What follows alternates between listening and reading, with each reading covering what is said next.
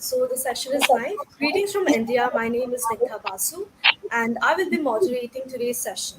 I'm associated with the current project of Tell Me Your Story as an assistant, and I am also a postgraduate student of English literature. I welcome you to the stories of food and drinks shaping cultural identity and ideology curated under TMYS Review September 2022 in collaboration with York Center for Asian Research, York University, and Reader Manual. We are also calling for submission of essays, poems, and short stories under the project. To know more about the submission guidelines and the project architecture, please visit www.tellmeyourstory.biz. This evening, I consider myself very privileged to be in the company of our esteemed panelists, Rekha Sarin, Dr. Megha, and Dr. Gurmeet Singh, who will shortly share their views and insights with us. The topic for today's discussion is traditional Ayurvedic drinks and ancient wisdom under the theme Drinks in Culture and Culture of Drinks. All of the panelists are experts in their areas with many years of professional experience. Before we begin, I would like to introduce our speakers. Our first speaker for the session is Dr. Megha. Dr. Megha received her PhD from Stony Brook University in biochemistry. Her lab combines modern animal gut biology, traditional foods, and community based nutrition studies to address the biology of early life malnutrition. She coordinates the Ayurveda Dietetics and MSc Life Sciences program. She is also an associate professor at the Center for Ayurveda Biology and Holistic Nutrition, Transdisciplinary University, Bangalore. In addition to research articles, she writes for The Wire. We're delighted to have you with us today, ma'am. Thank you for joining the panel. Our second speaker for the session is Rekha Sarin. Rekha Sarin is the author of Chai, The Experience of Indian, published by Niyogi Books. This well-researched book, with photographs by Rajan Kapoor, won India the Best in the World Tea Book entry at the prestigious International Gourmet Awards in Yantai, China 2015. Chai also finds a place in the UNESCO World Catalogue and is available in 40 libraries worldwide and has also been translated in Korean. A Times of India Gold Medalist in Journalism, 1972, Rekha Sarin has been writing prolifically on subjects of culture, history, travel, and design. She has two published books to her credits. We are honored to have you with us, ma'am. Thank you for joining us today. Thank you, Snigdha. Our third speaker for the session is Dr. Gurmeet Singh. Dr. Gurmeet is a tea enthusiast, innovator, and inventor. He is a leading tea scientist and technologist in the tea world and has 24 inventions on tea to his name besides numerous scientific publications. He is a beverage and food enthusiast and loves marrying heritage with molecular gastronomy to craft the new. Besides beverages, his interests are in food for solutions for human and environmental health. He is presently the head of Center for Ayurveda Biology and Holistic Nutrition at Transdisciplinary University, Bangalore, where he researches personalized nutrition, functional food, and plant-based proteins.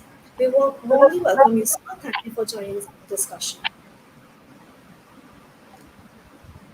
We now open the forum for discussion. I would like to request Dr. Megha to share her insights on today's topic of discussion. Thank you, Snigdha. I hope I'm audible. Yes, ma'am. All right. Thank you so much for having me here. I'll first say that I'm not an expert at all on what I'm going to speak about. Let's just say I'm very curious and quite enthusiastic about this topic. And what I'm going to share with all the audience today is basically my journey in Ayurveda dietetics, and in keeping with the theme of today's conversation, a few observations that I have made in my very short and hopefully over a lifetime long journey in Ayurveda. So, to put this in focus, alcohol consumption, and we see this a lot when we do our Ayurveda dietetics course, has a value attached to it, and that value depends upon the culture that you belong to.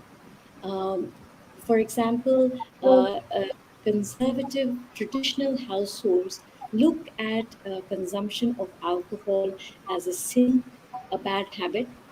On the other hand, you have alcohol consumption, which is a major part of any indigenous community rite, celebration, right? And across at least India, in terms of geography, uh, there are various legislations in order to regulate alcohol consumptions because it can lead to a whole host of public health problems and sociological conditions. Often, when people come to a class, they are under the impression that Ayurveda does not encourage alcoholism, well, alcohol consumption. And one of the first surprising facts is that this is absolutely incorrect. There is, in fact, a entire section in the Ayurveda dietetics classification called Madhyavarga or uh, drinks. And there are drinks of two varieties mainly that of liquor, right, and that of wine or fermented fruits.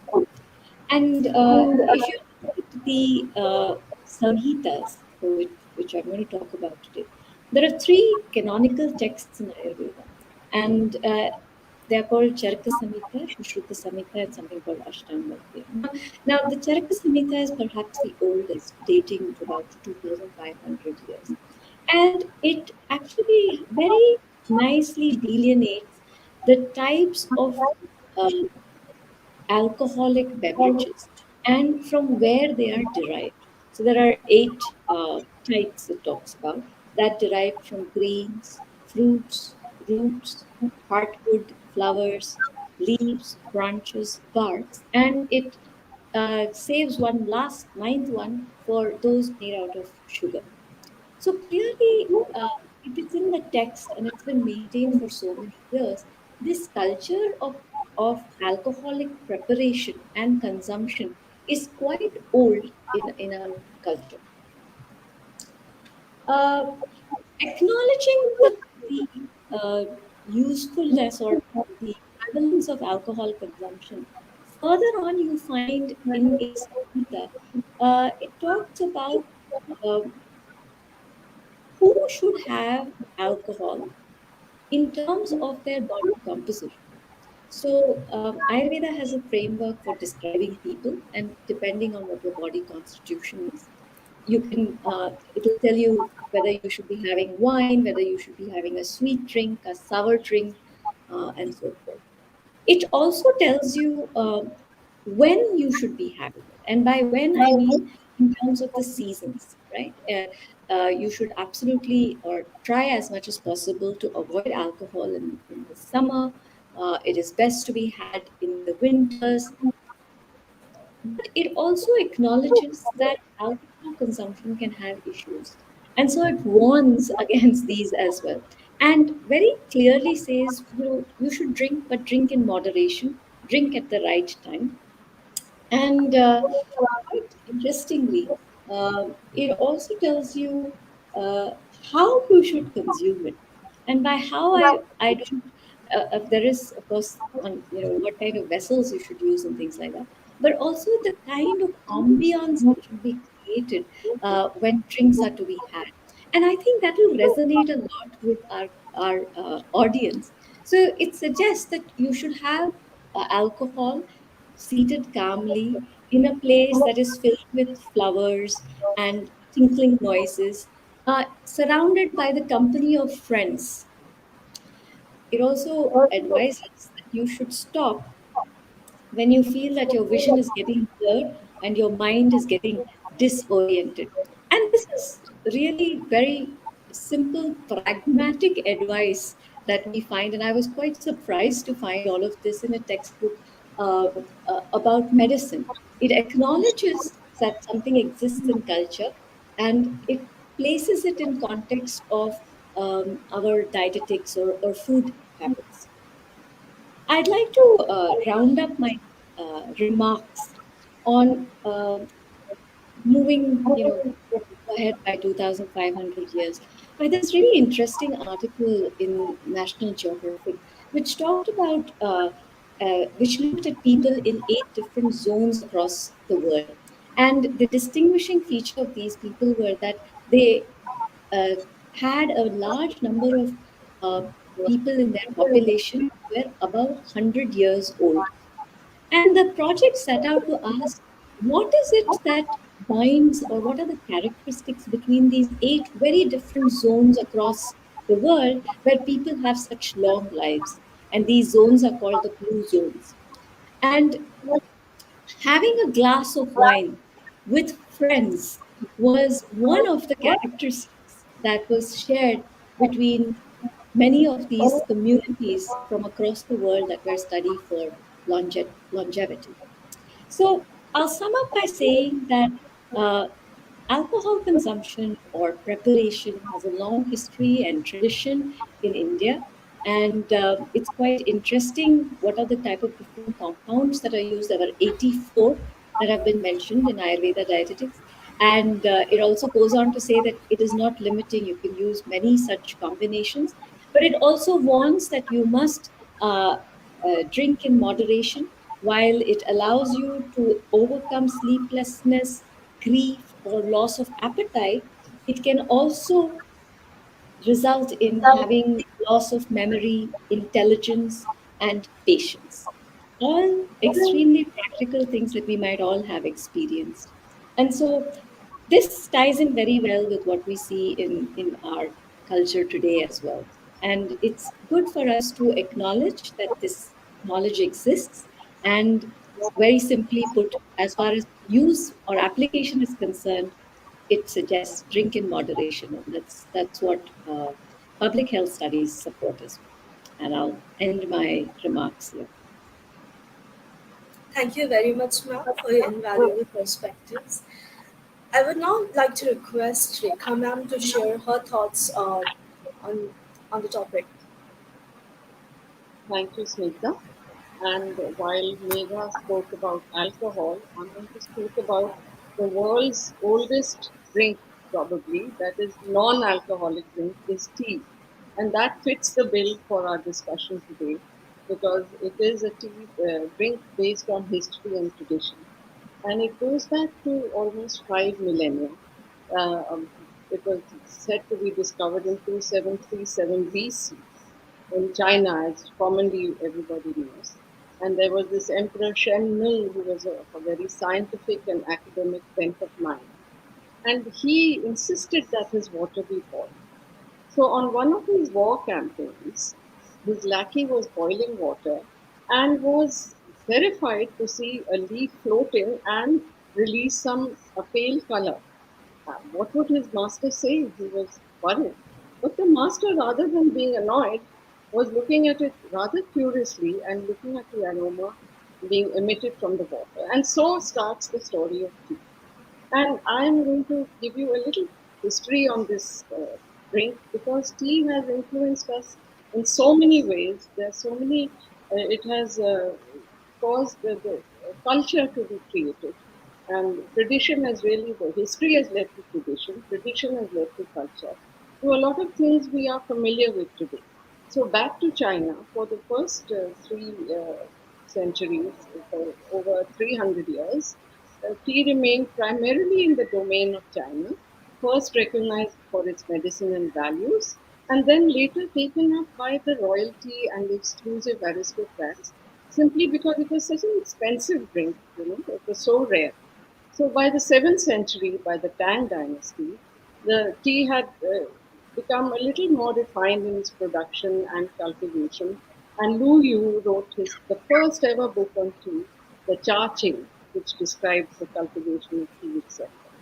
But it was only in the 11th and 12th century that tea actually went outside the realm of China. And where would you think it went? To neighboring Japan.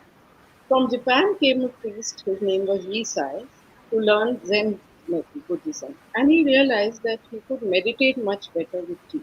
So he took back some tea seeds from China and took them to Kyoto, planted them in the temple over there. And Kyoto being the imperial capital of those times. Again, tea was taken up by the royal courts and and they really started enjoying. They even started having competitions and betting as to who can taste the best tea, who can guess which brand of tea, etc.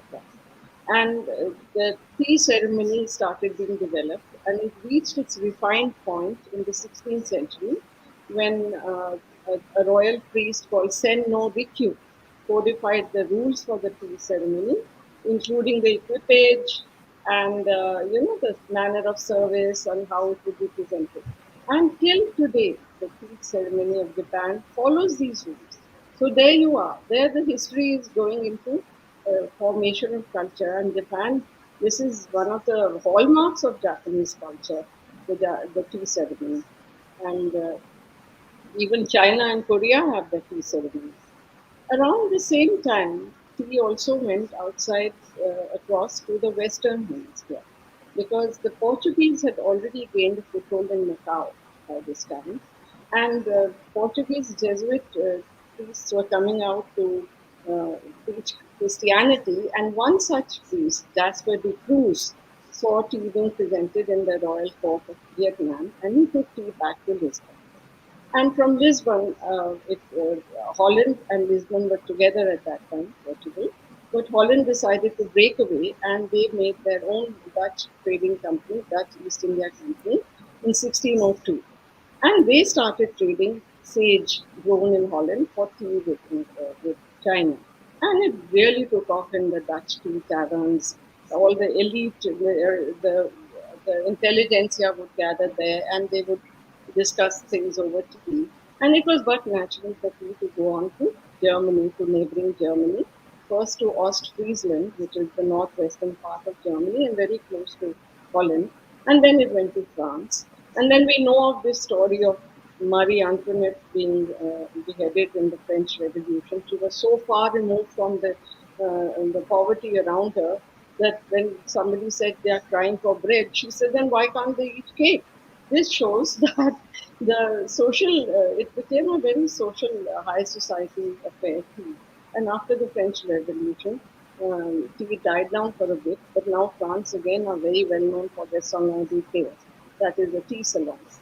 But surprisingly, we talk of the English cup of tea, but tea came very late to England, somewhere in the mid 17th century, and that again through the European route indirectly. Because Queen Catherine of Braganza of Spain married Prince Charles II and took the tea drinking habit with her. And of course, there started the British romance with tea. Now, here comes in the India part. We have a very strong role to play in the history of tea. So the British were so besotted with tea that they were growing opium in India and trading it, bartering it for tea with the Chinese. And the Chinese got wise because most of their population was inebriated with opium. And then came the opium wars. And after the third opium war, the Chinese said no, they were not going to barter anymore, and they started charging silver bullion for instead of barter. Then the British really had to look for some other source for tea. And then they turned to exploring India. In 1788, a naturalist called Joseph Banks had said that tea could grow in India, but nobody paid heed. So now in 1823, Robert Bruce, he was a soldier, British Scotsman with the British gunboats, was fighting in the war in Burma, was given a tip-off by Maniram Datta Barua of the Raja of Assam. He was a nobleman in the Raja of Assam. And he said, there are tribes who are making tea. So Robert Bruce went and met Besagaon, the Singh tribe chief, and collected tea seeds from him. But unfortunately, the poor guy died the next year and gave the tea seeds to his brother, Charles Alexander Bruce. Now, Charles Alexander Bruce took the tea seeds to Calcutta, which was the headquarters of the East India Company, and he gave them to the head of the Calcutta Botanical Gardens, Nathaniel Wallich, who looked at the tea seeds and said, no, this is not tea, because the seeds were very large. And they were familiar with the China variety where the seeds were very small. But by this time, this Charles Alexander Bruce was convinced that this was tea. So in 1833, then finally the British appointed a tea committee under Lord William Bentinck, and William Bentinck appointed a tea commission to go and explore the possibility of tea because Alexander Bruce kept maintaining that this is tea. So the commission, it was a three-man commission. There was of course Wallich, and then there was McClelland, naturalist, and there was W. Griffiths, who was to record all the findings. And I have actually read the original journals written by W. Griffiths in the National Archives of India while I was writing my book. And it is amazing to see how much spirit, and how assiduous human beings can be when they really want to work at something and find something. Anyway, and they went through a lot of trials, and they went through the jungles and through being bitten by snakes and malaria, etc., etc., to set up these tea plantations. So this tea commission took 3 months to reach Assam, and they went by slow boat. That took 3 months. There were no motorized boats at that time, and they then by elephant back they went up to the upper Assam valley, where in Tinsupia they met the tribal chief called Bura Sena Putti, who showed them the tribes climbing up the trees and plucking the tender leaves from the top. Now, yes, tea can grow as a tree right to the height of a jungle tree, and we are used to seeing pruned bushes. But tea probably was never recognized because it was growing in the jungle with the sand. And who knows, the Singhs were making tea while Shen Nung was discovering tea in China. Who knows that? Anyway, then they realized that yes, tea can be made. This is Assam does have tea, and but still they were not convinced. They still sent the British sent for seeds from China to be sown in Calcutta, and these seeds died. But Charles Bruce, who was convinced that Assam has tea, he started making tea, and then he, with the help of two Chinese tea makers, he educated. And finally, on May 8, 1838, the first consignment of tea, 48 chests, arrived in London on Canary Wharf aboard the sailing ship Calcutta. And of these, 40 had gone moldy because there was no way to repack them. The 8 chests which were there were declared as absolutely wonderful tea, and tea connoisseurs rejoiced in London. And then started the saga of Assam, because Assam became the cynosure of everybody's eyes. That was a place with potential, led to the formation of the Assam Company in 1839. And this is the first ever commercial tea company in the world. So India has this credit. And this company had a joint stock holding. Most of the directors were in London, of course, and there were 9 directors in Calcutta. And of these 9, it's very interesting to know that Dwarkanath Tagore, the grandfather of Rabindranath Tagore, the Nobel laureate Rabindranath, was one of the directors, and he was a partner in this company, William Carey Tagore. So after that, the British in 1852, they still wanted to break the monopoly of tea in the Chinese monopoly, and then they sent a Scotsman called Robert Fortune, who was disguised as a Chinaman. He was a botanist actually, but he knew Chinese fluently, and the Chinese were very secretive about letting out their knowledge of tea. So he went there and got some saplings and seeds from China, and these were planted in Darjeeling. So in Darjeeling, we have the China variety still. It's called the Camellia sinensis, and the variety in Assam is also the camellia, but it is a hardier variety. It's called the Camellia assamica, and I'll come to that later. They yield different kinds of teas. So then, carrying on with the history, very quickly tea spread across India. The British took tea to then Kangra Valley, which was part of the Northwest 20th Valley. Some seedlings and saplings were sent to the Madras Presidency, where it was sent onwards to Uti, the Nilgiris, Uti Kannur and the Nilgiris, and then the Western Ghats in Kerala. And then they also started growing tea in the foothills of of the Himalayas, the Tarai and the Duars. Now, tea in each region is very different because tea is a very responsive plant. It's like human. It responds to the environment, the many moods, how we respond to the moods. So it responds to the moods of nature. It responds to the soil it grows in. It responds to even the time of day of plucking. So the varieties of tea are infinitesimal in India. because we have so many varied regions, and nowhere in the world are there such a variety of regions as in India. In Darjeeling, the tea is pale and slightly astringent and very famous. Darjeeling, why is it famous? Because that's a mystery.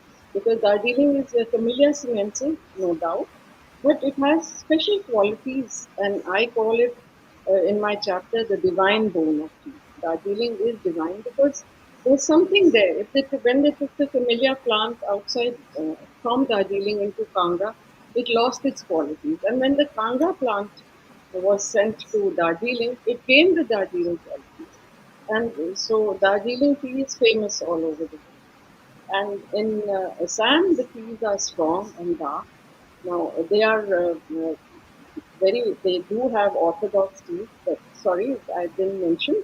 In Darjeeling, tea is orthodox. That's a long twisted, they prepare it with a twisted, the leaf is twisted.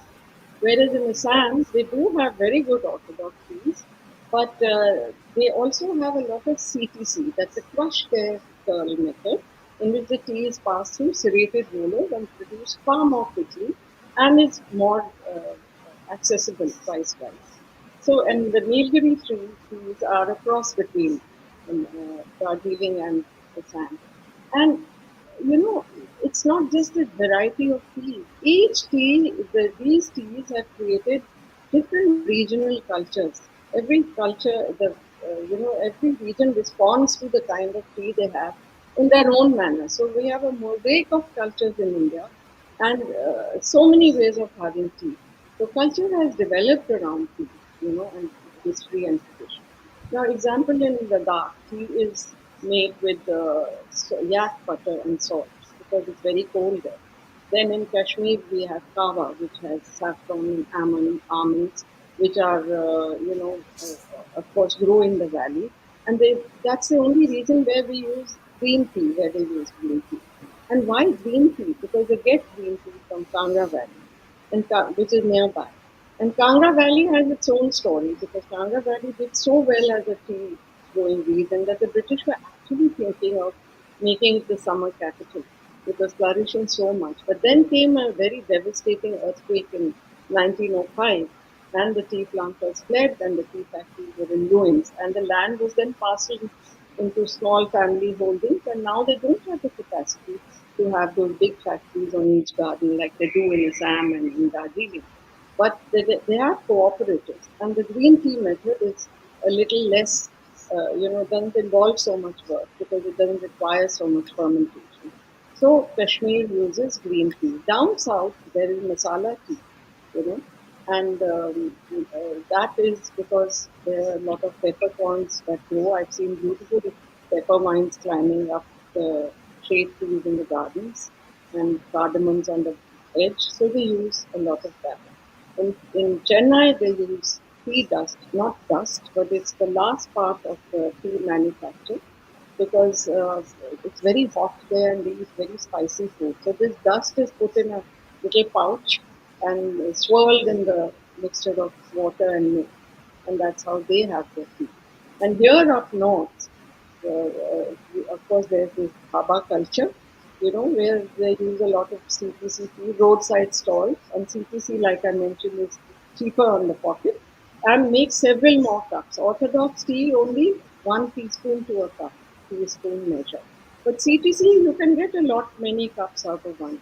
So they keep using the same tea again and again, the roadside makers, and they add a lot of milk and sugar, and they cook it, and which gives it its own flavor.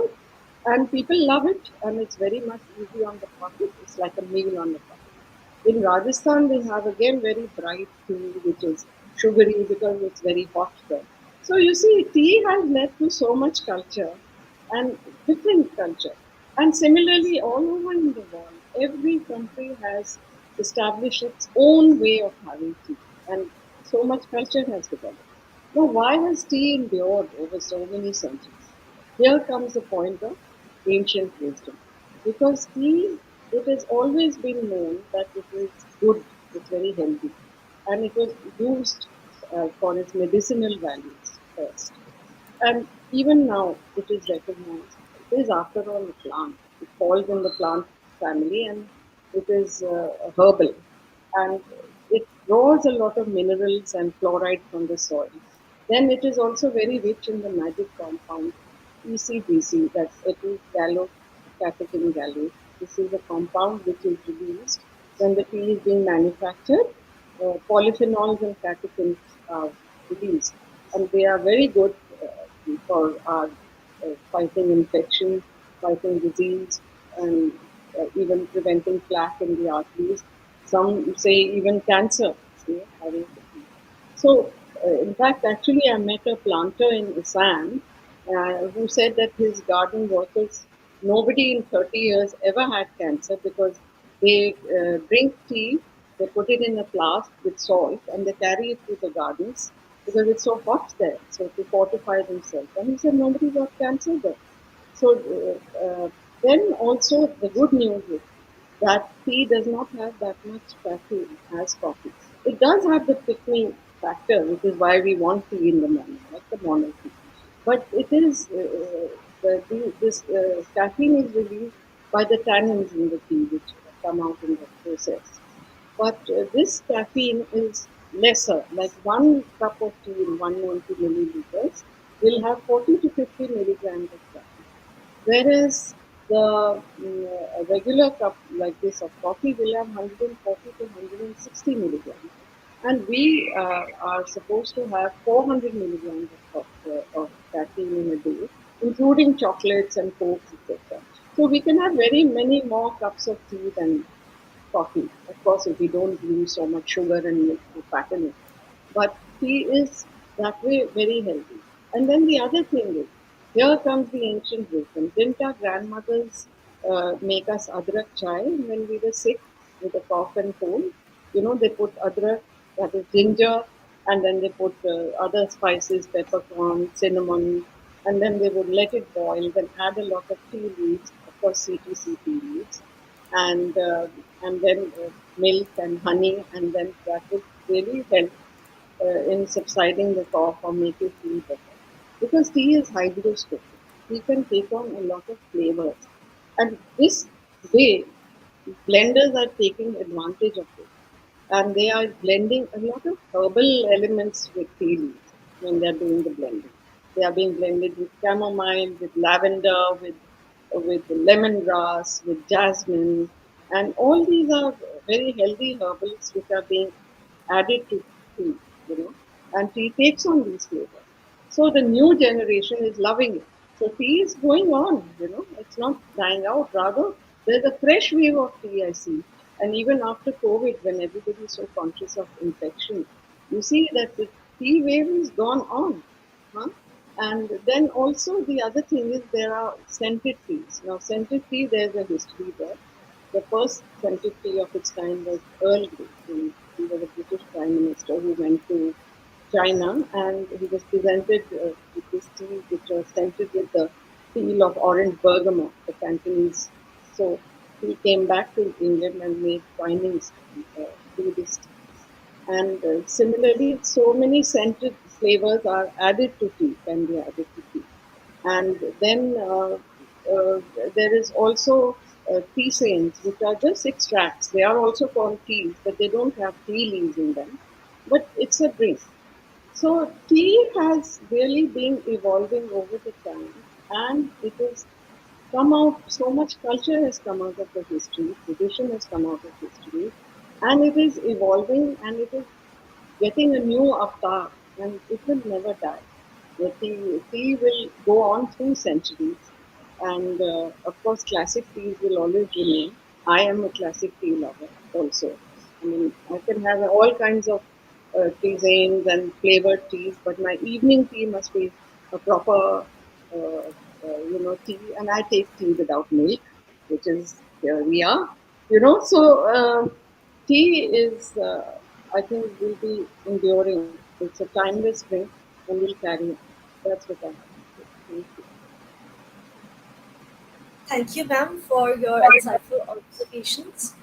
I would now like to request Dr. Gurmeet Singh to share his insights. Hi, thanks, Snigdha.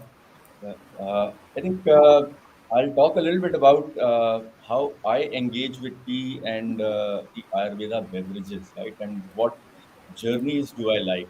So the first journey that always interests me is this ladder, where I feel that there is a need uh, of a biological need of energy for all of us, and energy. This is beyond calories, right?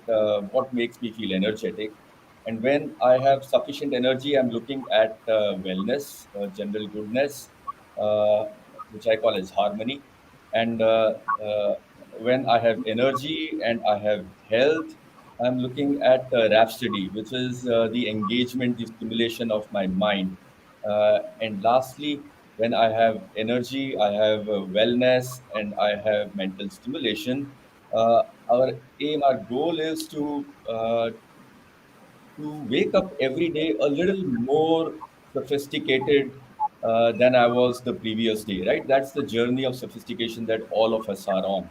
And I think that each of these is somewhere embodied by the beverages, the drinks, whether it be tea or whether it be the Ayurveda beverages. Just take the example of tea, right? Uh, the story that Rekha ji mentioned about Shen Nung, right?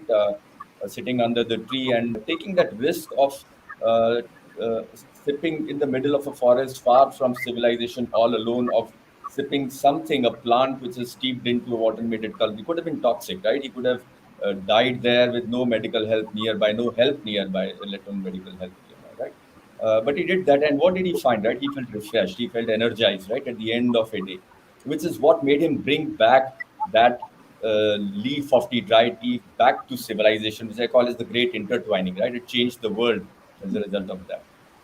And so that's the energy part of tea, right? That it brings to us. It energizes me.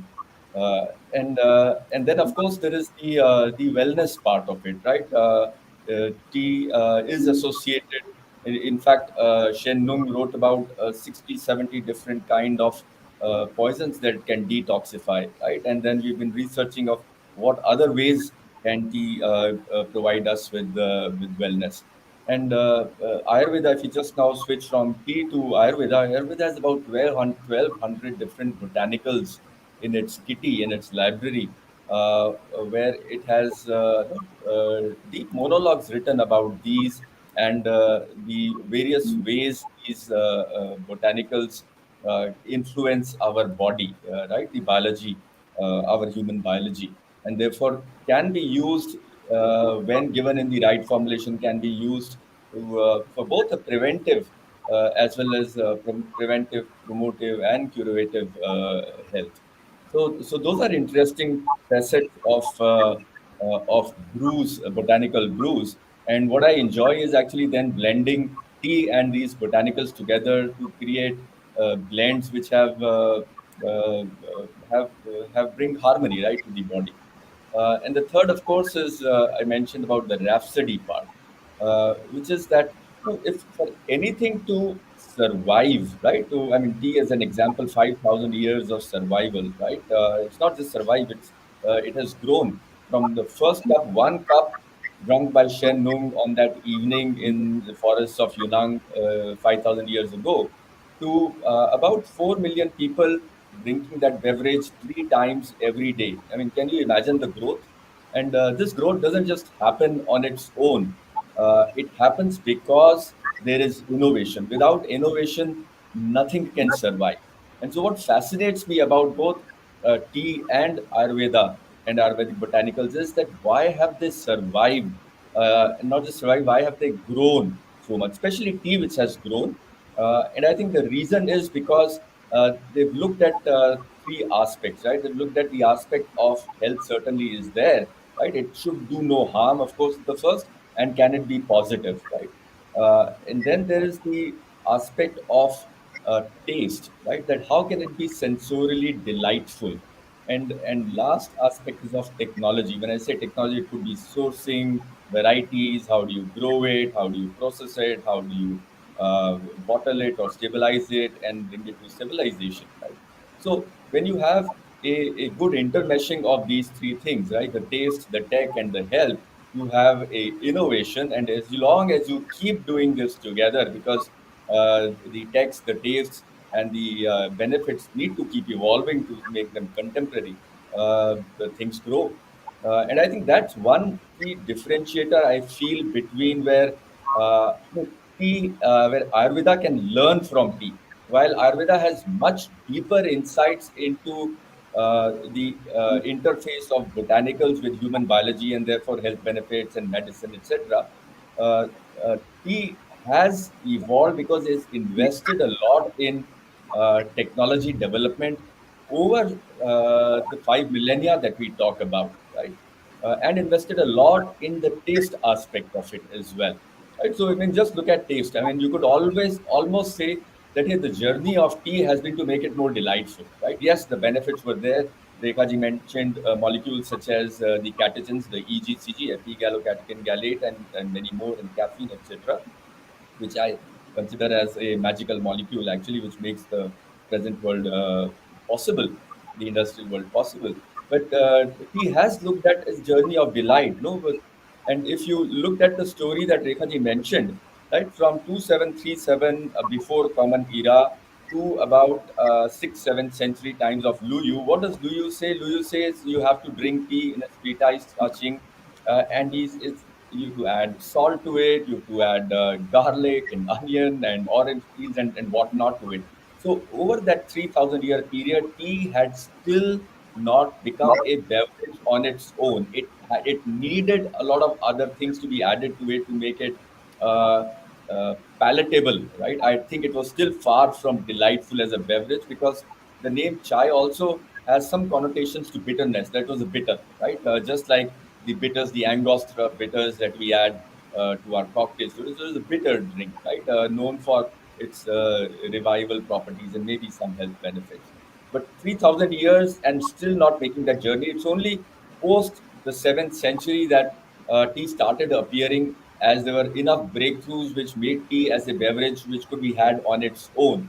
People understood the that you needed the finer plugs. They understood that you needed to go to higher altitudes for delight.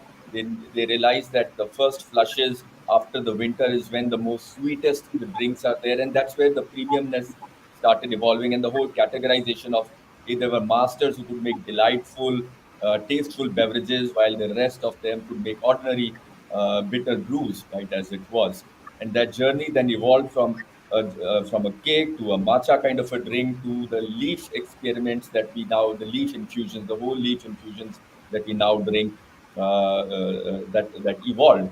And today we have such delightful drinks of tea, like over the last 5 centuries. That and Darjeeling, as we mentioned, is like top-notch drinks. The kind of flavor profiles that they have are to die for almost, right?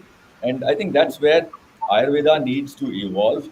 It has a lot more depth in its understanding of what I mentioned about what the 1200 plants do to human biology. But turmeric is still a turmeric, right? Whereas a tea, the same Camellia sinensis leaf, I can convert into a 100 rupee commodity beverage leaf or a 1 lakh rupee very premium, very sophisticated. So that drink for people who want to move on to from wellness onto journeys of rhapsody and then onto connoisseurship. Right, that's happened in the world of alcohols. You can see whether it is wine or whether you can see is whiskey. Even now, I mean, gin is going a revolution. Can you imagine that? After so many years, and coming up with mixing alcohols and botanical brews together. So I think there's a lot of wealth of information available, and that's what excites me to dig deep into heritage, to dig deep into recipes, to deconstruct them, to understand the molecular basis which influence human biology and our sensories, and build the tech around how do you make this tech contemporary while still keeping the craft alive, the artisanal value alive, and concoct new beverages, contemporary beverages for the future. Also, the whole area of since this session is also about fermented beverages, right? There's a lot of wealth of information about uh, brews, botanical brews, and fermenting them, right? And you always wonder why uh, fermenting was needed, and why not just blend in extract at the end in a brew if you just wanted flavor profile. And today, thanks to the world of microbiome, we're beginning to understand that if you are extracting, if you are co-fermenting, right, just like a wine you do, but if you do now a wine in the presence of a lot of these botanicals, you start transforming the molecules by the presence of microbes. Because a lot of these beverages, the beverages you take grapes, they're rich of polyphenols. You take tea, it's rich in polyphenols. You take up half the Ayurveda botanicals, they're very rich in polyphenols. And what has always confounded modern science is that, hey, all these seem to be indicating health, these polyphenols, but they don't seem to be bioavailable. We don't seem to be able to absorb them. And so, why so much of emphasis to this group of molecules called polyphenols, of which EGCG is one of them? Right? Why is amla so powerful? Why is pomegranate so powerful? Why are grapes so powerful? Why is tea so powerful? And so on. And what we're beginning to understand is that fermentation, that action of microbes can transform these molecules and make them way more bioavailable. So while in their native state they may not necessarily bioavailable, unless you have a certain microbiome in your body suited to do that. But you could also take the external help of fermenting these beverages, which is why I bring the two together. Kombucha interests me a lot, and we do a little bit of research on kombucha in our lab as well, along with a lot of other beverage research, where we bring the tea and Ayurveda botanicals together and put the microbial cultures on them and see how we can craft delightful and healthy beverages from them. So yeah, I think there's a whole world of opportunities waiting for us in bringing heritage and uh, and uh, and making it more contemporary to meet the challenges and the needs of the current world. And that's the journey that excites me the most here. Over to you, Snigdha. Thank you very much, sir, for your thought provoking viewpoints. Now we move on to question and answer session. My first question is for Dr. Megha. Can you tell us a little about the seasonal selection of beverages that Ayurveda talks about, and on what basis are these recommended? So we have to deconstruct it at two levels. Seasonal beverages should come from the seasons, right? So if you have, say, a mahua flower, when it flowers, you ferment it and you make the mahua liquor. Um, Out of season would be considered something that is not the right way in Ayurveda, because we feel that at the right time is when the right properties exist in that particular fruit or flower, right? So that is one in the aspect of making the beverage. Now, consuming the beverage. For example, if you consider summer, now summer is a month where everything is hot, right? You feel hot, you're sweating all the time. And so the advice would be not to consume something that makes you feel hot as well. And for anybody who's had a glass of wine or a gin and tonic, I mean, the feeling is first of heat, right? It spreads all across your body. And so even though there is a little bit of ice tinkling in your glass, the effect it has on your body is heating. So you don't want to do things that will heat your body. Now, on the other hand, in the colder season, Hemanta Ritu, right? Your body can handle that kind of heat because it's cold outside. Your body wants to maintain a good temperature, and so you can manage the heat more easily. Now, the aspect of the individual, right? So, quite simply, Ayurveda has three different axes along which people are described right now. If you are of a personality that gets heated up very quickly, right, somebody who loses your temper very fast, and then in that case, the advice would not be to combine or to consume drinks that would increase heat. So, not liquor perhaps, but maybe wine. Things that are cooling and that will have, or made from things that are cooling. If you are having indigestion, in fact, there are medicines in Ayurveda which are fermented, but and that would be recommended to get you. digestion back on track. So this combination relies on experiencing a certain product by the seasons and by how your body experiences it. And there isn't really much of a what we'd like to get to the biochemistry of it, but it's quite experiential, and it has all to do with what your body is experiencing in relationship to the nature and the outside. Thank you, ma'am, for answering that. My next question is for Rekha, ma'am. Can you tell us a little about how the history of tea is connected to the history of porcelain trade? To the history of porcelain. Tea is connected trade. Yeah, oh, it's very intrinsic to the porcelain trade because what were they going to have to drink it, you know? But in the 5th century, the Han Dynasty, when tea was just starting, they used to make it in bricks and pound it with onions and other spices. And they were cooking in the same vessel as making tea. And then when the Tang dynasty, when tea really took off and it came in a powdered form, then they started making bowls which were in glazes of dark green and browns, and and even after that they even glazes in black because the tea was green, it was powdered.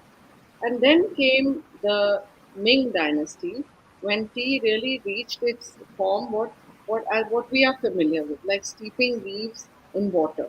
So then the tea was now not green, but it was browner. So then pottery became blue and white. You see Ming pottery, it's mostly blue and white or green, because the dark stands out. So that's how porcelain was influenced. And then to the west, again porcelain was taken by the Jesuit priest. This time it was a French priest, somebody called something the Anthropoid, his name was Xavier the Anthropoid. And in somewhere in the early 18th century, he understood uh, got hold of the Chinese methods of making porcelain, and he took the know-how to France. And in France, they set up a factory in Vincennes, and they were making porcelain for the royalty, King Louis the 14th, 15th, etc. And that factory then moved to Sèvres. And now Sèvres, we are very familiar with that name. It's so expensive.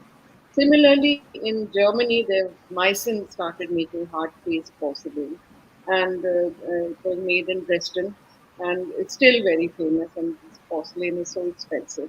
Rosenthal came up in the early 20th century, and they started developing more and more porcelain, other objects, of course, dinner sets and everything. But it all started with the concept of being able to drink tea. And so porcelain has always been very connected with the story of tea. That's what it Thank you, ma'am. My next question is for Gurmeet, sir. You talked about fermenting tea in your talk. You also, in one of your talks, you mentioned about aerating tea. Can you tell us a little about the process and if there are any benefits associated with the technique? So, yeah, I mean, tea fermentations, of course, as I mentioned, no, kombucha is again an ancient method of making tea of, and I think there are very similar roots in Ayurveda as well, right? Where you take a botanical uh, and a botanical extract, or you take the whole plant and you macerate it, and you mix it with a solution of sugar, uh, and you allow the sugar to ferment, the microbes to grow, and the botanicals are in there along with that. And of course, initially you have what will be a cold brew, some molecules coming out from the botanicals such as tea or other plants into the solution. But as the alcohol builds up, as the sugar starts getting fermented and alcohol builds up, you have a very different profile of molecules which start coming out, right? And what was realized is that if you can control these fermentations, whether making them on the alcoholic side, which is where a lot of the asavas and arishtas are in the Ayurveda texts, right? That they are more alcoholic, wine-like brews with botanicals, and then there's kombucha, which is the acidic fermentation, right? Which is that you're more in the vinegar kind of a space, the acidic. So whether you are C2H5OH, ethanol, or your acetic acid is the dominant one, right? You go the two ways and you create delightful flavors. Uh, so what about so those are the two main axes, but what about the health benefits? Of course, the health benefits are I think they are still and they will always be under study because there'll be both views. Nothing is always good. It's what time you, as Megha was saying, what time you take, with whom you take, how much you take, no, what else you take, right? The food pairings, etc., is what decides what is good or bad. In fact, I mean, just to digress, there's a very famous story. I love the story from Ayurveda where there was a student of one of the gurus of Ayurveda, and he was sent on as his final exam. He was sent, given the exam that go get me something which is useless, a plant which is useless. So the student goes searching for something useless, takes a month, 2 months, 3 months, and come back and says, "Hey, sir, I failed, right? I couldn't find anything which is useless." And his guru says, "You have actually succeeded." No, that is isn't that nothing is useless. Everything is a value, but it is in context. And that person then, Jivika was his name, and went on to become the physician for Buddha, right? So he's a very famous Ayurvedic physician, both for royalty as well as for spirituality, because he was also the physician, the royal physician at that time, along with Buddha's physician. So same here, right? That there is a context behind everything. So to say something is good or bad would take it out of without context, it is meaningless, right? You spoke about aeration. I think aeration is something I love. I love bubbles, and I think we humans have a certain fondness for bubbles. Whether we put bubbles in a bath, we make it really premium, and we put bubbles in alcohol and make champagne. We put bubbles in the roti and make it bread, and it becomes delightful. And same way, if you put bubbles in tea, it creates a nice textural dimension. You know, the tingle which comes in along with the taste, and that taste and tingle combination is quite delightful. I don't know whether there are any health benefits to that, but I love the taste and tingle, right, combination. Thank you, sir. Thanks for answering that.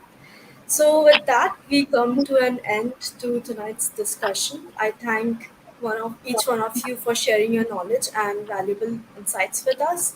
I'm sure our audience had a wonderful time and have learned a lot as well. We are grateful to all of you for taking out time of your busy schedules and for being a part of this discussion. It was an absolute pleasure to have been in your company this evening. This is to remind that we are calling for submissions on food and drinks, the details of which can be viewed on www.unyourstory.biz. Good night, everyone. Thank you. Thank Good night. Thank you. thank you.